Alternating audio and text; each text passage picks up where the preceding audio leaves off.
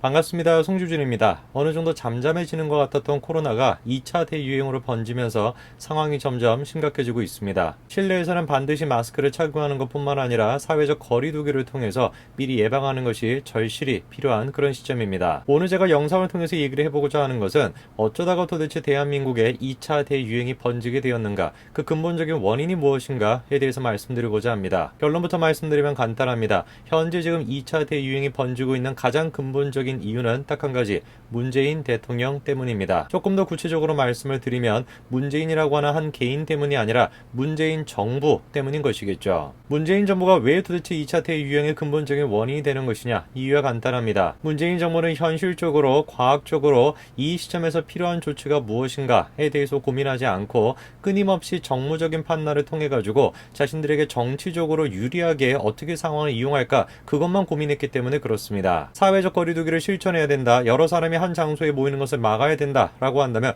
그 장소가 어느 한 곳으로 국한될 수가 있겠습니까? 그렇기 때문에 집합금지 명령을 내리겠다라고 하면은 어떤 한 장소로 특정 짓는 것이 아니라 모든 장소에게 전부 다 적용시켜야 되는 거 아니겠습니까? 그런데 어떻게 된 것인지 문재인 정부는 광화문이 됐건 교회가 됐건 특정 장소로 한정을 해가지고 사회적 거리두기를 강요하는 듯한 그런 모습을 보여왔습니다. 분명히 현재 대한민국은 위기의 상황에 놓여 있습니다. 그리고 사람은 위기에 빠지게 되면은, 두려움에 빠지게 되면 자기는 모르게 이성적 판단 능력을 상실하게끔 되죠. 국민들이 이성적으로 판단할 수 없게 될 때, 현실을 현실로 바라볼 수 없게 될 때, 바로 그때 전체주의의 씨앗이 자라나기 시작하는 거 아니겠습니까? 기꺼이 전체의 안전을 위해서, 기꺼이 전체의 번영을 위해서라고 한다면 소수의 집단이건 한 개인은 기꺼이 희생시켜도 좋다라고 하는 전체주의, 그게 지금 대한민국에서 나타나고 있는 모습 아닐까요? 저는 오늘 영상을 통해서 어떻게 문재인 정부가 이 코로나라고 하는 것을 자신에게 정치적으로 유리하게 이끌어 나가고 있는지, 그 전체주의의 씨앗을 어떻게 퍼뜨리고 있는지, 그거에 대해서 말씀드리고자 합니다. 같이 한번 내용을 보시죠. 현재 지금 문재인 정부는 2차 코로나 대유행의 원인을 광화문 집회에서 찾고 있습니다. 청와대 핵심 관계자뿐만 아니라 고민정 의원 또한 이렇게 지금 페이스북에 글을 썼죠. 광화문에서는 불법폭력 시위가 벌어졌다라고 하면서 방역수칙은 지켜지지 않았고 집단 감염이 시작됐다라는 것이죠. 광화문 집회 참사 중에서 지방 거주 확진자가 나오면서 전국 확산 우려까지 낳고 있다라는 것입니다. 문재인 정부가 됐건 집권 여당의 의원들이 됐건 한 목소리로 지금 얘기하고 있는 것은 2차 코로나 대유행의 원인이 8월 15일에 있었던 광화문 집회에 있다, 그렇게 지금 얘기하고 있는 거 아니겠습니까? 정말로 광화문 8월 15일날 그렇게 많은 사람들이 모였던 것이 현재 지금 2차 대유행의 근본적인 원인인가 한번 따져봐야 되겠습니다. 자, 그런데 전문가들은 이런 이야기를 하네요. 광화문 집회 탓하지 말라는 겁니다. 해당 주장은 고려대 의대 교수인 엄창석 교수가 자신의 페이스북을 통해서 한 이야기인데요. 엄창석 교수는 다음과 같이 지적을 합니다. 학계에서 인정하는 공식적인 코로나19의 잠복기는 평균 5.2일 정도라는 것이죠. 확진자가 8월 14일부터 증가하기 시작했기 때문에 이번 증가의 원인이 된 일들은 8월 14일부터 적어도 5일 이전인 8월 9일로부터 2주 전인 7월 30일 사이에 있어야 설명이 된다라고 말하고 있습니다. 실제로 지금 일별 확진자 수를 보시게 되면 8월 13일부터 급격하게 증가하고 있는 것을 확인할 수가 있죠. 엄창석 고려대학교 의대 교수가 지금 지적하고 있는 것이 뭐겠습니까? 학계에서 지금 기본적으로 인정하고 있는 것이 코로나 바이러스의 잠복기가 5.2일 정도 된다라는 것입니다. 즉 감염이 되고 난 뒤에 5일 정도 시간이 지나고 나서야 증상이 나타난다라는 거 아니겠습니까? 자, 그런데 어떻게 된 것인지 현재 지금 2차 대유행이 시작된 시기 자체가 8월 13일 그때로부터 지금 우리가 보고 있는데, 그렇다면 우리가 잠복기를 생각을 해봤을 때 2차 대유행의 근거가 되는 사건은 언제 일어났다라고 보는 게 맞겠습니까?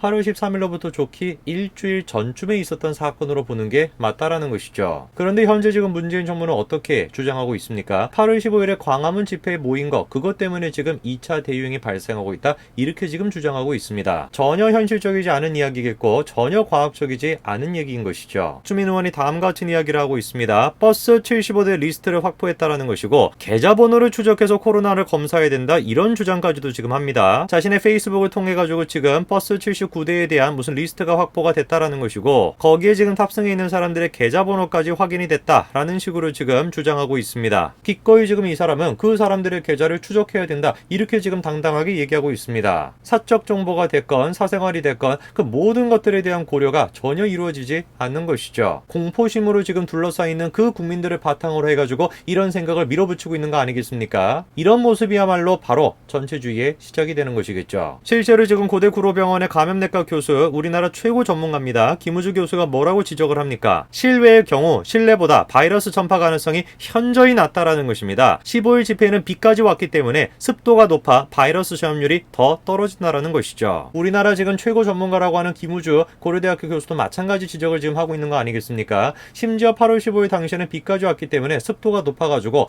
바이러스가 전파될 가능성이 더 낮았다라는 것이죠. 어떤 분들은 또 김우주 교수에 대해서 정치적으로 비판하실 수도 있을 것 같습니다. 그래서 제가 소개를 해드립니다만, 김우주 교수는 지금 어떤 사람입니까? 감염병 분야 국내 최고 권위자로 꼽히는데 노무현 정부부터 시작해가지고 정부를 가리지 않고 정권을 가리지 않고 정부 자문위원으로 활동했던 교수님입니다. 박주민 의원이 됐건 문재인 정부가 됐건 지금 이제 코로나의 2차 대유행의 근본적인 원인이 광화문 집회에 있다라고 얘기를 하면서 그 광화문 집회에 있는 사람들 모두 다가 전원 검사를 받아야 된다, 이렇게 지금 주장하고 있지 않습니까? 기꺼이 계좌까지도 추적해야 된다, 이런 얘기까지도 하고 있는 상황인데, 우리가 한번 질문해 봐야 되지 않겠습니까? 과연 이것이 현실적으로 과학적으로 필요한 일일까요? 김우주 교수가 지금 뭐라고 지적을 합니까? 집회 참가자를 겨냥해서 전원자진 검사를 받으라 라고 압박을 하는 거에 대해서도 불필요한 행정이다라고 비판하고 있죠. 광화문 집회 참석자를 전원 검사하는 것이 정말 가치 있는 목표인지 의문이 든다라는 겁니다. 실제 확진자, 밀접 접촉자와의 일반 집회 참가자는 구분해서 방역을 하는 것이 훨씬 합리적이라는 것이죠. 현실적으로 생각을 해보나 과학적으로 생각을 해보나 경제적으로 생각을 해보나 어떤 측면으로 생각을 해보든지 간에 광화문 집회에 참석했던 모든 사람들을 전원 검사를 받으라 라고 얘기하는 것은 말도 안 되는 소리인 것입니다. 이런 식의 지금 요구를 하는 것이야말로 정부가 지금 현재 대한민국에 있는 의사들을 어떻게 생각하는지 그 인식의 수준을 그대로 보여주는 거 아니겠습니까? 지쳐있는 의료진은 생각하지도 않고 고지를 정복하라면서 병사를 운용하듯이 의사들을 운용하고 있다, 이렇게 지금 김우주 교수가 지적합니다. 이미 일전에 정부가 뭐라고 얘기를 했었습니까? 의사는 공공재다, 그렇게 발언하지 않았습니까? 의사는 공공성이 강조가 돼야 된다, 분명히 맞는 얘기일 겁니다. 다른 직종에 비해 가지고 공공성이 강조가 돼야 된다, 우리가 동의할 수가 있겠죠. 그러나 이 공공성이라고 하는 것을 앞세워가지고 너무나 커다란 개념이고 너무나 이상적인 개념인 공공성이라는 것을 앞세워가지고 현실에 대한 판단 능력을 무시하게 된다면 어떤 결과가 벌어질까요? 글자 그대로 너무나 거대한 이 이념 앞에서 현실이 뭉개져 버리지 않겠습니까? 의대 정원수를 지금 우리가 늘리는 것이 필요한가? 정말로 인기가 없는 그 분야에 대해 가지고 의대 정원수를 억지로 늘려가지고 억지로 거기에다가 넣는 거, 그게 정말로 의료계의 현실에서 필요한 것인가? 아니면은 그런 식으로 인기가 없는 분야에 대해서는 수가를 조정해 줌으로써 자연스럽게 의사들이 그쪽으로 갈 수 있도록 해야 되는 것인가? 현실적으로 판단해 본다면 무엇이 정답인지 금방 알 수 있음에도 불구하고 이 정부는 그런 판단을 안 해요. 국민의 건강, 국민의 안전이라고 하는 너무나 거대한 개념을 앞세워가지고 국민들이 감히 현실적으로 지금 필요한 것이 무엇인가 라는 고민 자체를 못하게 만들고 있는 것입니다. 공포심을 앞세워가지고 현실에 대한 판단 능력을 상실케 만드는 거, 선하리 선한 최선을 앞세워가지고 현실에 대한 판단 능력을 상실케 만드는 거, 무엇이 됐든지 간에 어떤 쪽이 됐든지 간에 전체주의 모습을 그대로 보여주는 거 아니겠습니까? 이번에 성북구 보건소에서 다음과 같은 안내 문자를 보냈다라고 합니다. 코로나와 관련돼 가지고 의사 선생님들을 모집을 한다라는 것인데, 놀라운 것이 뭡니까?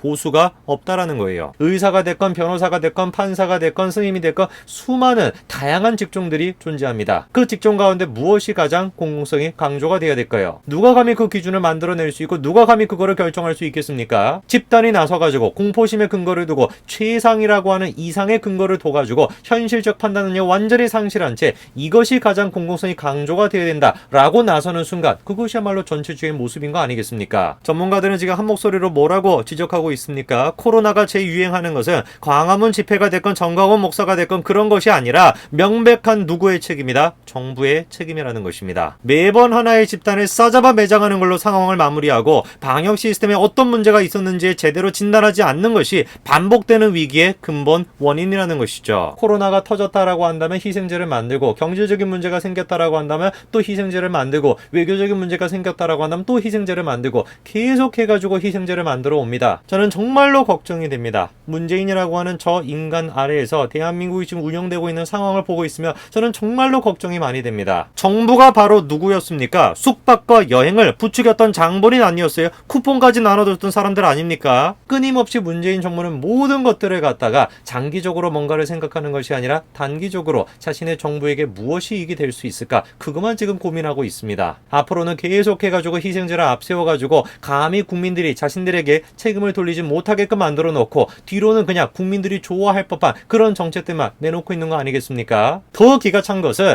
이런 식의 정부의 역할에 대해 가지고 이 끔찍한 지금 정부의 모습을 자정해줘야 되는 게 누구의 역할입니까? 언론의 역할 아닙니까? 그런데 언론이 나서가지고 그거를 부채질하고 있어요. 이데일리 지금 기사 쓰고 있는 거 보십시오. 국민 민폐다 이런 얘기까지 서슴없이 지금 합니다. 인간은 공포에 잠식이 됐었을 때 이성적 판단 능력을 상실하게 된다. 그리고 이성이 공포에 의해서 마비가 됐었을 때 전체주의라고 하는 괴물이 튀어나오게 된다. 우리는 역사를 통해서 이 격언이 주고 있는 메시지의 중요성을 우리가 익히 알고 있지 않습니까? 분명히 현재 우리는 공포스럽고 위기를 느끼고 있습니다만 그럼에도 불구하고 이성적 판단 능력을 통해서 현실적으로 무엇이 필요한지 그거에 대한 이해를 끝까지 추구해야 될 것입니다. 오늘까지 말씀드리겠습니다. 감사합니다.